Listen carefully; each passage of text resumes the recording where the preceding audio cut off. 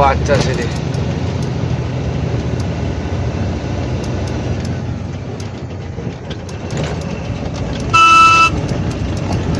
এই রাস্তাটা অনেক খারাপ ওঠে।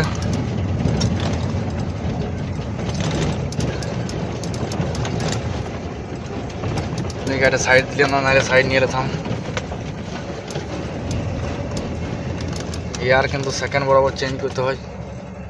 কি হলো রে বাবা, ইরে বাবা রে বাবা রে, প্রচুর রাস্তা খারাপ হয়ে গেছে মনে হচ্ছে। ইরে বাবা রে, কি অবস্থা হচ্ছে দেখো বন্ধুরা। ইরে বাবা রে বাবা রে, এর মতো জানা ছিল না।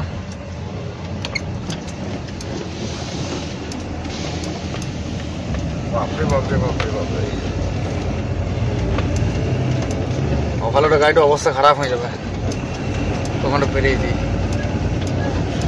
ওভালোটা গাড়িটা যদি পেছন দেখাতাম তাহলে মাল পড়ে যেত, কিছু করার ছিল না।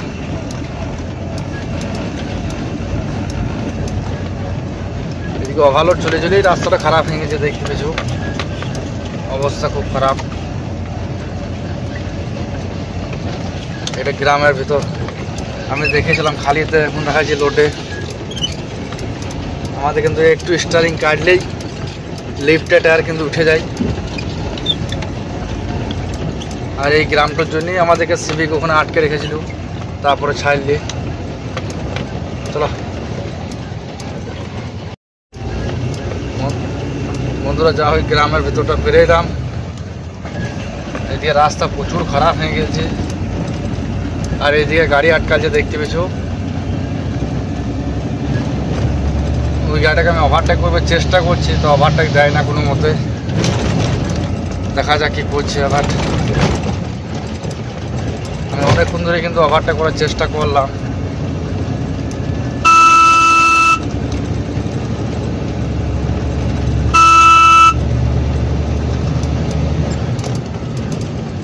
এখানে তো হবে না, ধান কাটা মেশিনটা সাইডে রেখে দিয়েছে, রিস্ক হয়ে যাবে। আমি যখন টানতেছি ও গাড়িটাও টানতেছে দেখতে পেয়েছো। ওর ট্রেনে আর আমি কথা পাই না। চলো ফাইনালি নিয়ে নিয়েছে কিন্তু। বাপরে বাপরে বাপরে, প্রচুর রিস্কের মধ্যে পড়ে গেছিলাম বন্ধুরা। ডান দিকে কিন্তু কাটিং ছিল, আমি অতটা খেয়াল করিনি। আমি অনেকক্ষণ ধরে সাইড চাইছি, দেয় না। আর আমি সহজে কাউরে পেছনে যেতে পারি না, কত রাস্তা খারাপ দেখতে পেয়েছো। এলা উল্টো পাতে গাড়ি বলেই সব লেভেল হয়ে গেছে। রাতে ঘুম ঘুম ঘুম আসে না, স্বপ্ন নীল স্বপ্ন নীল, প্রেম দু হাত বাড়ায়। স্বপ্ন নীল স্বপ্ন নীল, প্রেম ডাকে আমার। রাতে ঘুম ঘুম ঘুম আসে না, সব লেভেল করবো, চাপ নাই। দেখতে একটু একটু কুয়াশা পড়েছে, কাঁচে ভাব হয়ে গেছে আমার। বাপরে বাপরে বাপরে বাপরে বাপরে বাপরে বাপরে, আর দুটি মাল নিতে পারেনি, চলতে পারে না। এদিকে মালটা নিয়েছে, বাপরে বাপরে, সীমানার বাইরে। এখানে ভালো করে সাইড দাও, এমন করে সাইড দিছে। এইদিকে গাড়ি চালা বন্ধুরা কষ্টই বটে, দেখতে পেয়েছো কত খারাপ রাস্তা। তাও যাচ্ছি সব লেভেল করে আর করি, 16 জায়গা উল্টো পাতে গাড়ি ভরে পাচ্ছি। তাছাড়া পারা সম্ভব নয়, এই যে রাস্তা খারাপ। আমি বেশি তো যাবো না, তার লেগে লয়। আর স্বপ্ন নীল প্রেম দু হাত বাড়ায়। চলো বন্ধুরা, ফাইনালি আবার একটু ভিন্ন রোড ধরলাম আমি। এটা সোজা আসছে সিউড়ি থেকে, আর এটা সোজা সামনে দিকে চলে যাবে কাটোয়া। কাটোয়া হয়ে চলে যাবে এই রোডটা। ব্রিজের ওপরে একটা গাড়ি দাঁড় করে দিয়েছে, কে ওরে যাই না। সেফটি জায়গার মধ্যে বেশু। এটা হচ্ছে লাঘাটা রাঙামাটি ব্রিজ, লাভপুরের এখানে। এখানটা আসতে আমার অনেক দেরি হয়ে গেল। রাস্তাটা দেখতে পেলে কতটা খারাপ রাস্তা, গোটাটাই ওরকম রাস্তা। ক্যামেরা করতে দিলে ঘন্টা পেরিয়ে যাবে, অত তো ক্যামেরা করা সম্ভব নয়। আর এই ব্রিজটা মোটামুটি 5-6 বছর লেগেছে তৈরি হইতে, তারপরে ঠিক হয়েছে এই রাস্তাটা। বাম্পার এই লেভেল এমন মুহূর্তে বাম্পার পড়ে গেছে, কিছু করার নাই, আমার লেভেল করতে হবে। এটা সোজা ডান দিকে ঘুরে যাব আমি।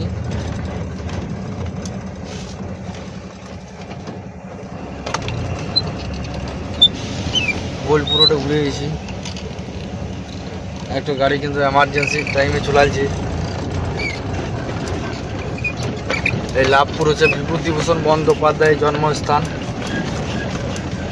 ওই রোডটা সোজা এসে কাটোয়া, এবং এই রোডটা সোজা উঠবে বোলপুরের শ্রীনিকেতন। ওখানে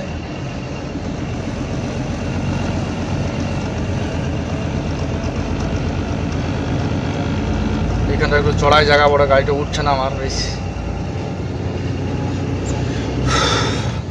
অপরে রেল লাইন আছে, একটা রেল ট্রেন যায় এদিকে সোজা কাটোয়া লাইন, সোজা কাটোয়া যায় ট্রেনটা। এটা বোলপুর হয়ে ঘুষকুড়া হয়ে সব দিকে যাওয়া হবে। এটা বোলপুর থেকে নতুন হাট হয়ে চারিদিকে রোড ছিটিয়ে আছে। চলো বন্ধুরা, আমার রাইস মিলের মধ্যে এখানে কাটা হবে। আর দেখতে পাচ্ছ পাশে একটা মন্দির রয়েছে, খুবই সুন্দর। এই কাটা হয়েছে গাড়ি আমার। আর এই রাইস মিলটা কিন্তু অনেক বড় আর খুবই কিন্তু মানে পরিষ্কার পরিচ্ছন্ন। আমি দেখে মুগ্ধ হয়ে গেলাম রাইস মিলটা,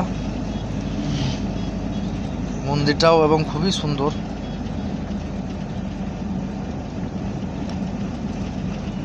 ফাইনালি যা হোক কাটা হয়ে গেল আমার, আমি বেরিয়ে যাবো বেট।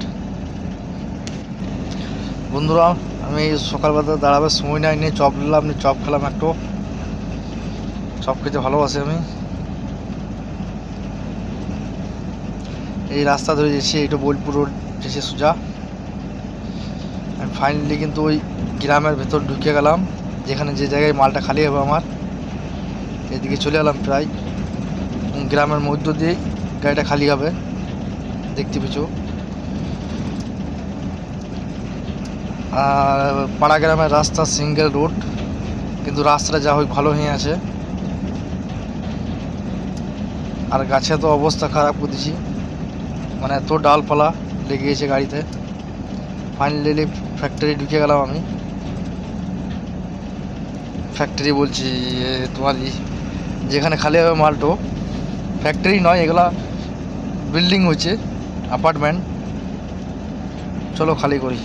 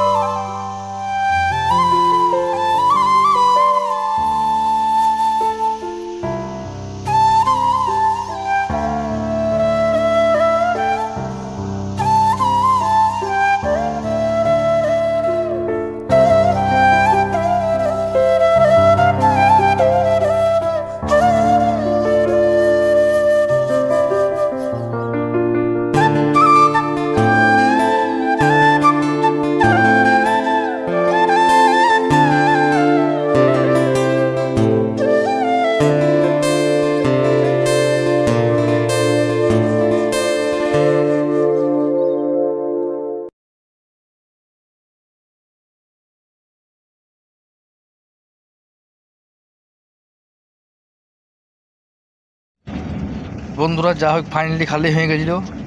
ওইদিকে আমার বাম দিকে চাকাটা বসে গেছিলো একটু, তাও একটু সামনে বাড়িয়ে তুলে দিলাম।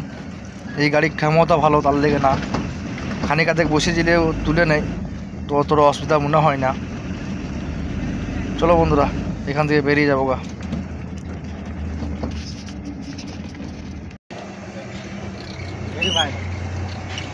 চলো চলো চলো, ঠিক আছে, চলো ঠিক আছে, চলো ঠিক আছে।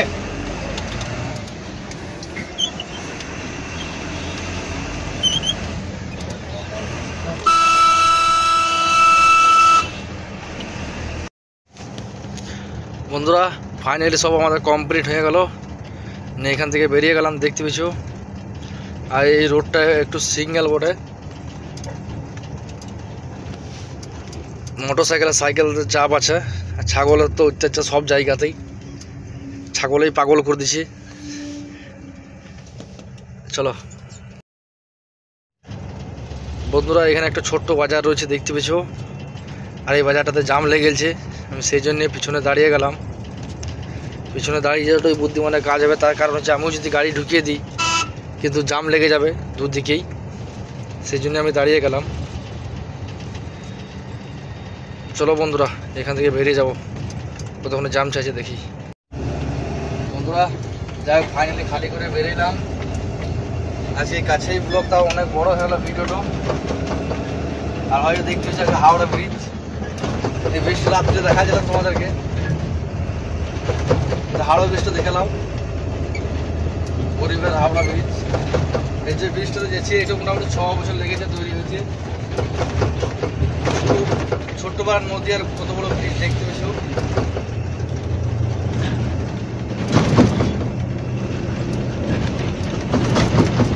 এইটা বন্ধুরা সোজা যেছে লাভপুর হয়ে চলে যাবে, যেটা বলেছিলাম কালকে রাত্রে।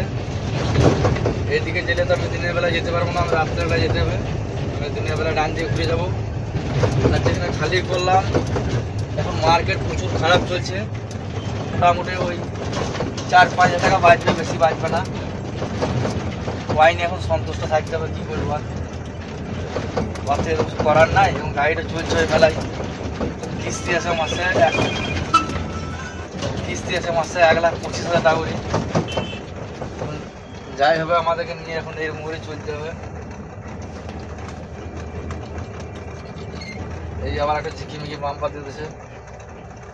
এখন এই রোডটাতে বেশি যাওয়া আসা গাড়ি, সোজা রোডটাতে গাড়ি যাওয়া কমে গেছে।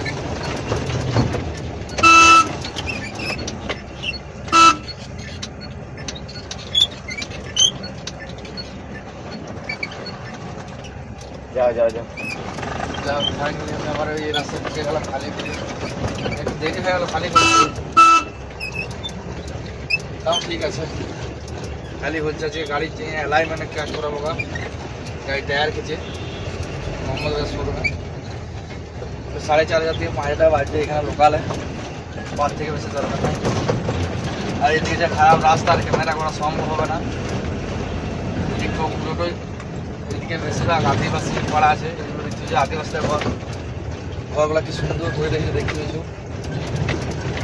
মাটির ঘর কিন্তু খুবই সুন্দর করে রেখেছে, এদের হাতে একদম হাতেই প্লাস্টার করে দেবে, এমন ওরা এমন সুন্দর করে দিয়ে এই করবে। চলো আর এখানে ভিডিওটা শেষ করবো, আর বড় করবো না, আবার দেখা আবার অন্য কোনো জায়গায়। বাই।